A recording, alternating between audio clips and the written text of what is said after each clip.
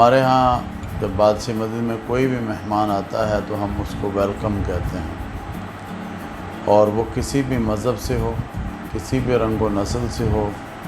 بحیثیت انسان ہم سب آدم کے ناطے بھائی ہیں۔ میں نے ان کو قرآن کریم فرقان حمید کا گفٹ بھی پیش کیا، میں نے ان کو بادشاہ مسجد لاہور کی فوٹو بھی پیش کی، ان کو 2 شالیں پیش کی، ایک شہزادہ ولیم کو اور ایک ان کی اہلیہ کو جو کہ لیڈیز شال تھی اور رسول اللہ صلی اللہ علیہ وسلم کی سنت سمجھتے ہوئے۔ اور سب سے خوبصورت جو بات آگے چل کر ہوئی وہ یہ تھی کہ یہ جدھر ڈائلاگ تھا وہاں پر قرآن مجید فرقان حمید کی تلاوت بھی تھی، اور سورۃ مائدہ کی آیت نمبر 48 کی تلاوت کی گئی،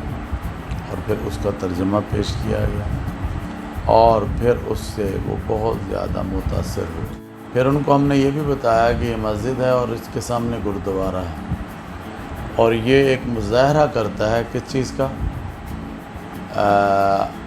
اتحاد، انٹرفیتھ ہارمنی۔